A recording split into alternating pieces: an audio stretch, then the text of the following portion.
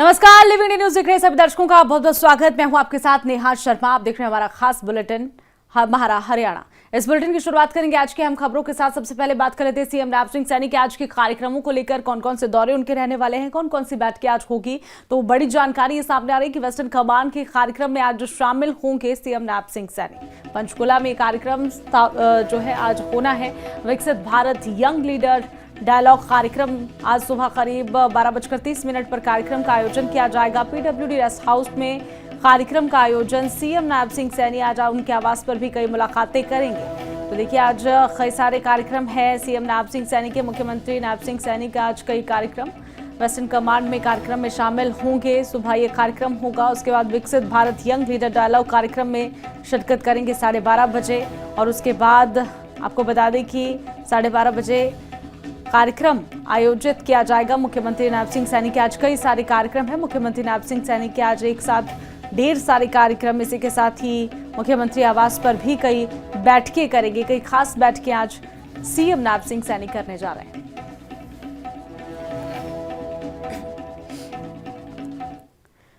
वहीं सीएम और किसानों के बीच में बैठक हुई है। अंबाला आईएमटी को लेकर भी अहम बैठक हुई है। चंडीगढ़ स्थित हरियाणा निवास में बैठक हुई है। आपको जानकारी दे दें कि आईएमटी के लिए भूमि देने को लेकर चर्चा हुई है। आईएमटी के लिए भूमि देने के लिए तैयार हुए हैं किसान। मुख्यमंत्री द्वारा किसानों की मांगों को दी गई है मंजूरी।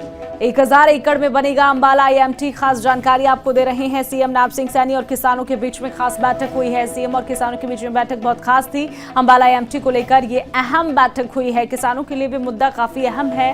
हरियाणा के किसानों के लिए भी खबर है। चंडीगढ़ स्थित हरियाणा निवास में ये बैठक हुई है किसानों के साथ। मुख्यमंत्री नैब सिंह सैनी की खास बैठक चंडीगढ़ में आईएमटी के लिए भूमि देने को लेकर चर्चा हुई है।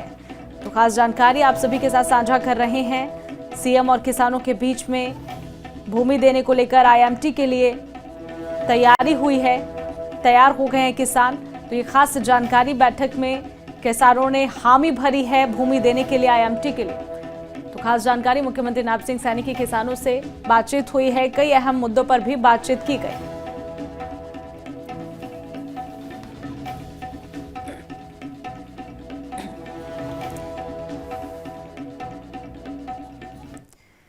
तो चलिए बढ़ते अगली खबर की ओर। बड़ी खबर सामने आ रही है हरियाणा से। हरियाणा में जनगणना की तैयारियां शुरू हो गई है। 5 महीने बाद जातिगत जनगणना होगी हरियाणा में। तो हरियाणा प्रदेश में जनगणना होनी है। 200 करोड़ रुपए के बजट का प्रावधान है जनगणना के लिए। केंद्र सरकार से प्रदेश को बजट का प्रावधान। 1 मई 2026 से शुरू होगा जनगणना का पहला चरण। 1 मई वो तारीख है जब जनगणना के पहले चरण की तैयारी होगी। शुरुआत हो जाएगी। पूरी तरह से डिजिटल रहने वाली है ये जनगणना। मोबाइल एप्लीकेशंस का यहां पर आपको बता दें कि अपलोड होगी जनगणना। 60,000 सरकारी कर्मचारी जनगणना कार्य में शामिल होंगे। जनगणना अवधि के दौरान कर्मचारियों का नहीं होगा यहां पर सामने आ रहा है जानकारी। आपको बता दें कि स्थानांतरण नहीं किया जाएगा। तो खास जानकारी हरियाणा प्रदेश में जनगणना होनी है। इसकी शुरुआत इसी साल से होगी। हरियाणा में जनगणना 60,000 सरकारी कर्मचारी जनगणना कार्य में शामिल होंगे। पूरी तरह से डिजिटल तरीके से जनगणना की जाएगी। मोबाइल फोन पर एप्लीकेशन डाउनलोड होगी जिसपे सभी जानकारी सामने आएगी। 1 मई 2026 से इसकी शुरुआत हो जाएगी। जनगणना का पहला चरण 1 मई 2026। 1 मई वो तारीख जब जनगणना का पहला चरण जो है वो शुरू होगा। तो खास जानकारी आपको दे रहे हैं जनगणना को लेकर। हरियाणा में जनगणना की तैयारियां शुरू हो गई है। केंद्र सरकार ने प्रदेश को भी बजट का प्रावधान यहां पर किया है बजट से। और इसी के साथ ही पूरी तरह से डिजिटल ये प्रक्रिया रहने वाली है जनगणना की। क्योंकि देखिए अब एक तरह से कहा जा सकता है कि मोबाइल फोन का जमाना है, इंटरनेट का जमाना है। ऐसे में सारी प्रक्रिया सरकार का भी यही प्रयास है कि डिजिटल तरीके से की जाए। कोई भी कागजी तौर पर या लोगों को भीड़ में धक्के ना खाने पड़े, इसके लिए ये जानकारी सामने आई।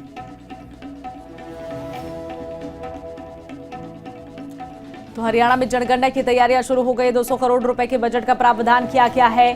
खास जानकारी आपको दे रहे हैं जनगणना। केंद्र सरकार से प्रदेश को बजट का प्रावधान है। तो हरियाणा से बड़ी जानकारी। हरियाणा में जातिगत जनगणना की तैयारियां शुरू हो गई है। पूरी तरह से डिजिटल ये प्रक्रिया रखी जाएगी। इस पर ज्यादा जानकारी भी आप सभी के साथ साझा करेंगे। 60,000 सरकारी कर्मचारी जनगणना कार्य में शामिल होंगे। तो देखिए, पूरी तरह से डिजिटल ये प्रक्रिया रहने वाली। हरियाणा में जनगणना की तैयारियां जो है वो शुरू हो गई। इस खबर पर ज्यादा जानकारी के लिए हमारे साथ संवाददाता मृदुल जुड़ चुके हैं। मृदुल, क्या कुछ जानकारी है जातिगत जनगणना को लेकर? जी बिल्कुल, आपको बता दें कि हरियाणा के अंदर जनगणना की जो तैयारी है वो शुरू कर दी गई है और जनगणना 2027 के लिए करीब जो है जल्द ही जनगणना की जो है शुरुआत कर दी जाएगी, क्योंकि आपको बता दें कि इस बार की जो जनगणना होनी है वो प्रॉपर डिजिटलाइज जो है वो की जाएगी, क्योंकि डिजिटलाइजेशन के थ्रू जो है जनगणना की जाएगी, जिसके लिए कर्मचारियों की जो है ड्यूटी लगा दी गई है। इसको लेकर सीएस द्वारा कल एक अहम बैठक की गई, जिसके अंदर दिशा निर्देश दिए गए हैं कि जो है 1 मई से जो है इसकी शुरुआत कर दी जाएगी, जिसके अंदर अलग अलग अधिकारियों की ड्यूटी लगाई जाएगी और वो जाकर उनको एक ऐप दिया जाएगा, जिस ऐप के जरिए वो जाकर वहां पे घर को रजिस्टर करेंगे। इसके साथ ही घरों में रहने वाले लोगों को भी रजिस्टर किया जाएगा। इसके साथ ही सीएस ने जो है बड़े आदेश भी दिए हैं। सीएस के द्वारा ये भी बात कही गई कि जिन अधिकारियों की ड्यूटी इस दौरान लगाई जाएगी उनके जो है ट्रांसफर उस समय पर नहीं किए जाएंगे। इसके साथ ही जो है करीब ये कहा जाता है करीब 5 महीने बाद हरियाणा के अंदर जनगणना जो है वो शुरू हो जाएगी, जिसको लेकर एक अंदाजा लग जाएगा। सरकार पर भी जो है, हालांकि सरकार द्वारा जब ये परिवार पहचान पत्र बनाया गया था उसके अंदर भी रफ आइडिया सरकार के पास है, लेकिन एक तरह से ये कहा जा सकता है कि पहले की जो जनगणना है वो काफ़ी पहले हुई थी, जिसको लेकर जो है अब फिर से जनगणना की जरूरत है, जिसको लेकर अब जो है सरकार द्वारा एक कदम उठाया गया है। जी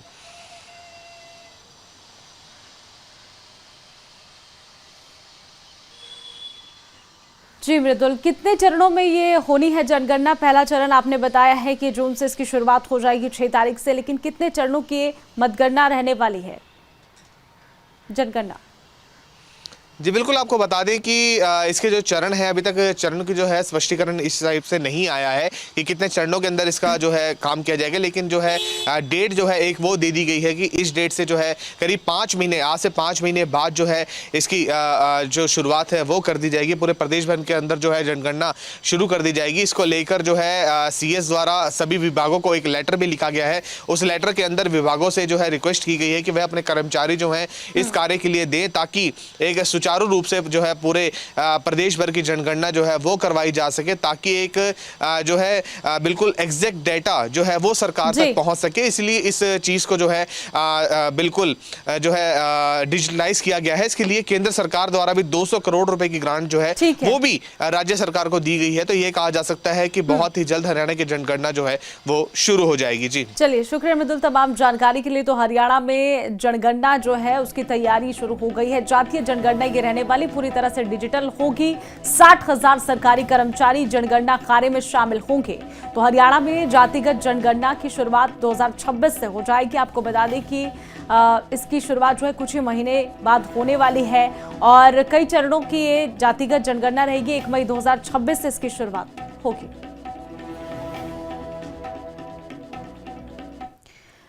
वहीं चलिए खबरों में आगे बढ़ेंगे। एनएलओ अध्यक्ष अभय चौटाला का बयान आपको सुनवाएंगे। सरकार के 1 साल के कार्यकाल पर उन्होंने कई सवाल उठाए हैं। उन्होंने कहा है कि नाकामियों पर भी सरकार को बोलना चाहिए, जो उनकी नाकामियां है। बीजेपी सरकार कांग्रेस की मेहरबानी से बनी है। लाडू लक्ष्मी में भी सरकार ने बड़ा घोटाला किया। क्या कुछ उन्होंने कहा, आपको सुनवाते। कुछ दिनों से पिछले 1 वर्ष में जो भाजपा की सरकार रही है, इस सरकार को कांग्रेस की मेहरबानी से बनी, उस सरकार ने 1 साल की अपनी बहुत सी उपलब्धियां गिनाई। जो कमियां और खामियां थी उनका जिक्र नहीं किया, केवल जो कागजों में इन्होंने खाना पूर्ति करी उसके बारे में आपके बीच में चर्चा करी। बड़े बड़े पोस्ट दिए अखबारों में, झूठ के पुलंदे लोगों के बीच में जाहिर करने का काम किया।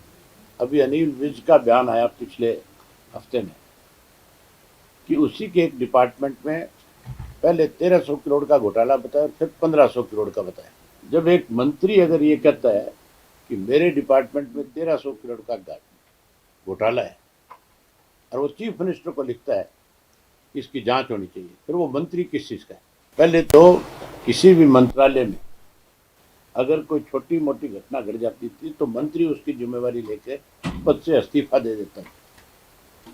सबसे बड़ा ये भ्रष्टाचार इस 1 साल में हुआ है। कोई दिन ऐसा नहीं है जिस दिन घोटाला ना हो किसी ना किसी डिपार्टमेंट में।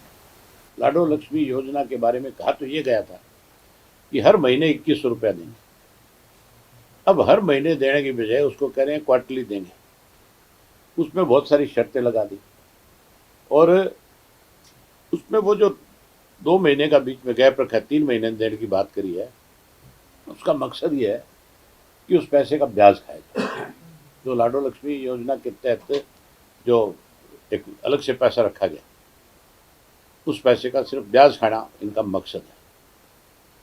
इसी तरीके से आपकी जो नरेगा है, इस नरेगा का नाम खत्म करके जहां महात्मा गांधी का अपमान किया केंद्र की सरकार ने, वहीं सबके साथ, गरीब आदमी के साथ सबसे बड़ा धोखा किया है पिछले। तो चलिए अब बात कर लेते हैं हरियाणा के मौसम की। हरियाणा में इन दिनों कड़ाके की ठंड पड़ रही है। कई जिलों में पारा जो है वो 7 डिग्री सेल्सियस के नीचे आ गया है, नीचे लुढ़क गया है। लगातार कई दिनों से धूप नहीं निकल रही है, जिसका असर अब फसलों और सब्जियों पर भी देखने को मिल रहा है। जहां गेहूं की फसल को इसका फायदा होगा तो वहीं टमाटर खराब हो रहे हैं, तो प्याज की फसलें भी बर्बाद हो रही है, सरसों के पेड़ भी प्रभावित हो रहे हैं। तो कुरुक्षेत्र डीडी एक करमचंद ने कहा है कि इस ठंड से गेहूं की फसल को फायदा है, लेकिन बाकी की जो सब्जियां हैं, फल सब्जियां हैं, उसे नुकसान हो रहा है।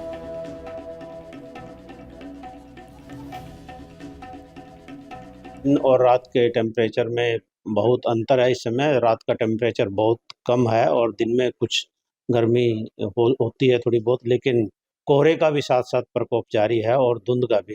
तो इसमें मैं किसान भाइयों को सलाह देना चाहता हूं कि अपनी फसलों की लगातार निगरानी करते रहें। हालांकि ये जो मौसम इस समय चल रहा है कणक की फसल के लिए बहुत बढ़िया है, क्योंकि जितनी ठंड पड़ेगी कणक की बढ़वार रुकेगी और जैसे बढ़वार रुकेगी तो नीचे से फुटाव स्टार्ट होगा और जितना फुटाव बढ़िया होगा उतनी पैदावार अच्छी होगी।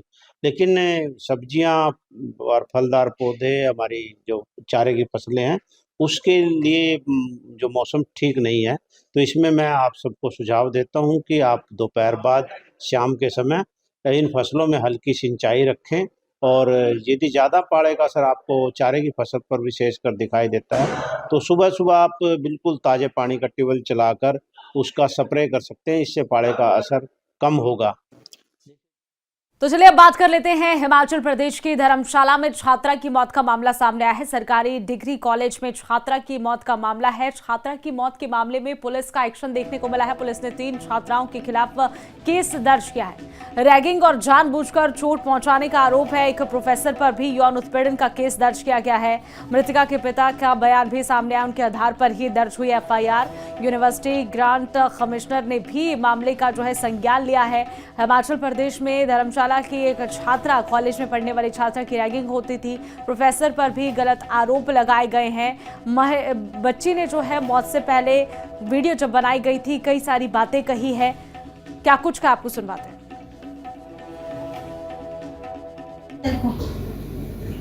मारते भी थे तेरे को? बता किससे मारता तेरे को? बता बता जल्दी बता। बताएगी नहीं तो फिर होगा कैसे? बता अभी जो बता, अभी जो बोला वो फिर से बोल। जो बार बार बोलती है तो वो बोल, आप बोल। आप बोल। किससे मारा? बोतल से मारा? डंडे से मारा? बोतल से मारा था एक दीदी ने कॉलेज में ना, सिर में, है ना? और साथ उसके साथ में कौन था? और जो मोनिका थी वो भी साथ में थी। कमोनिका, हाँ वो भी मिली हुई थी उनके साथ। हाँ, मेरे को पढ़ने नहीं देती थी। अच्छा, मेरे को पढ़ाने में भी दिक्कत करती थी। क्या बोलती? फेल हो गई है तू? तो फेल तो बोलना सारे होते हैं। तुम लोगों ने ऐसे किया मेरे साथ तो तुम लोग कौन से आगे बढ़ जाओगे? ऐसे किया मम्मी। ऐसे किया तेरे साथ? और कुछ? और भी बता। और बता। क्या किया तेरे साथ? बता मेरा बच्चा, बता क्या किया। दिल में मत रख। जो तभी ये हटेगी। जो तेरे दिमाग में ना सब बता क्या हुआ। बता दे। बता बता कौन करता था? बता कुछ नहीं होता, डरना नहीं, बता। और कॉलेज में सब ठीक रहते थे तेरे साथ? और तो सारे ठीक थे। सर वगैरह सब ठीक थे। जो अशोक सर था वो एक मिनट बोलने लगी तो खुद ना लो मुंह थे। हाँ, एक कोई सर सब ठीक थे, मैडम सर सब ठीक थे। ये अशोक सर कौन है? अशोक सर अच्छे हैं। कॉलेज से हुआ सब कुछ ठीक है जी। इनके प्रोफेसरों ने किया है, प्रोफेसर अशोक ने किया हुआ है। और वो आपने वो वीडियो देखी होगी सारा कुछ, जो बच्चा खुद अपने मुंह से बोल रहा है।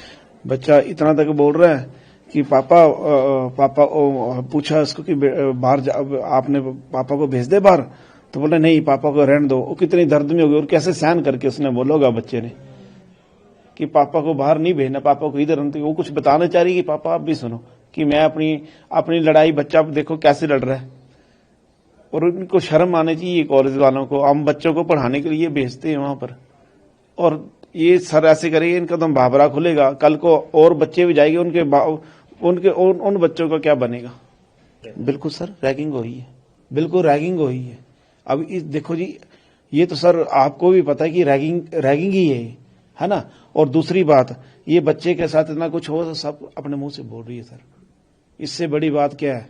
और ये जो सर है, अब मेरा तो बच्चा चल गया ना, मेरा बच्चा चल गया, आज मेरे बच्चे के साथ हो, कल किसी और बच्चे के साथ लो। और ज्यादा करके बेटियां ही टारगेट होती है, और ऐसे भेड़िए बैठी है स्कूल में, कॉलेज में, ऐसा काम कर रहे हैं वो। और प्रिंसिपल को एक्शन लेना चाहिए, उसके फेवर में जा रहा है वो। एक्शन लेने के बजाय उनके फेवर में जा रहे हैं।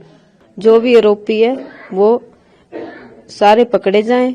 इंसाफ चाहिए मेरे बच्चे को कि कभी किसी बच्चे के साथ ऐसा कुछ भी ना हो, बस। और मैं कुछ नहीं बोलना चाहती।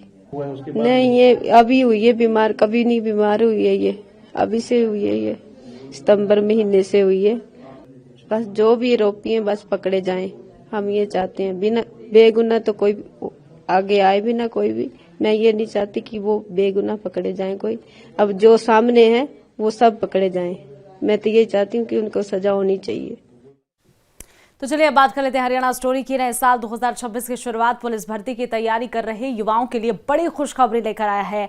हरियाणा सरकार ने राज्य पुलिस बल को मजबूत और सशक्त करने की दिशा में बड़ा कदम उठाते हुए कांस्टेबल के हजारों पदों पर भर्ती का ऐलान कर दिया है।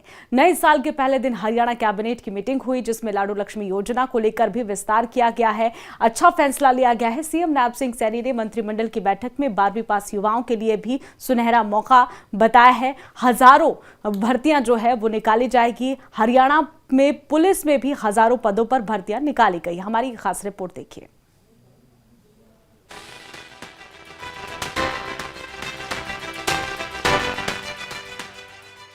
12वीं पास युवाओं के लिए सुनहरा मौका। हरियाणा पुलिस में हजारों पदों पर निकली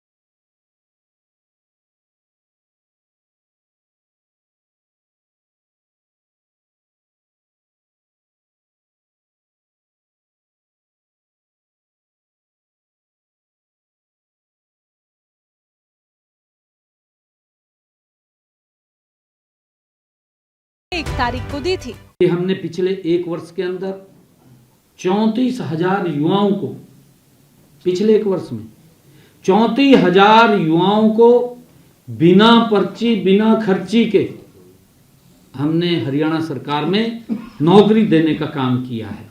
और अगर हम पिछले 11 वर्षों का देखें, अगर इसके अंदर और थोड़ा सा 2014 से पहले जाएं, वो स्थिति बड़ी भयानक थी। माँ बाप की जुतियां टूट जाती थी, भाई वो बच्चे को नौकरी लगवाना है। कोई बैंक से निकलवा करके घर में रखता था, किसी रिश्तेदार से लाता था ठा करके, कोई जमीन बेच करके पैसा इकट्ठा करता था, कोई गहने बेच करके सोचता था भी बच्चे को नौकरी लग जाएगी। परंतु कई बार तो जमीन भी चली जाती थी, बच्चा भी नौकरी नहीं लगता था। इस प्रकार का सिस्टम था।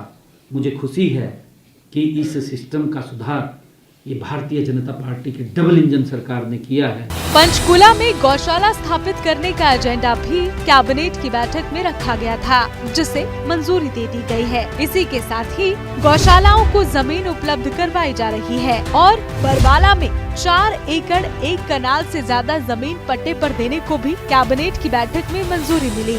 कॉन्ट्रैक्चुअल ट्रांसपोर्ट विभाग के 2002 में भर्ती हुए ड्राइवरों को रेगुलर माना गया। 2002 से कॉन्ट्रैक्चुअल ट्रांसपोर्ट विभाग के ड्राइवर मान्य होंगे।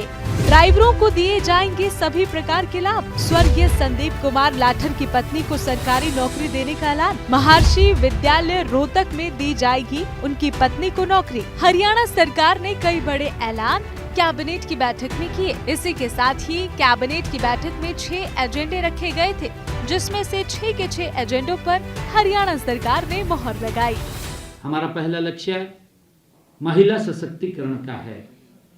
इसमें पंडित दीनदयाल लाडो लक्ष्मी योजना के माध्यम से सभी पात्र महिलाओं को आर्थिक सहायता प्रदान करना हमारी प्राथमिकता है।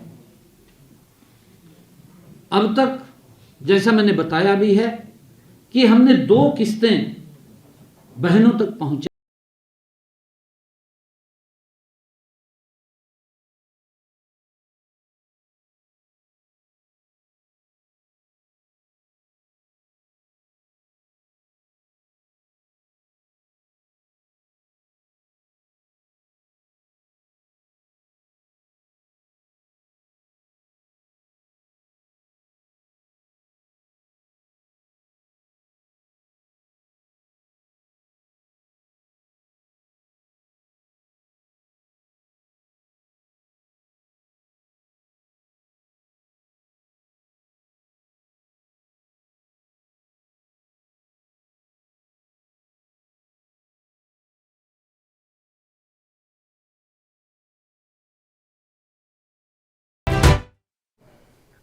बहरहाल इस बुलेटिन में इतना ही। मुझे दीजिए इजाजत। देखते रहिए 11 इंडिया न्यूज।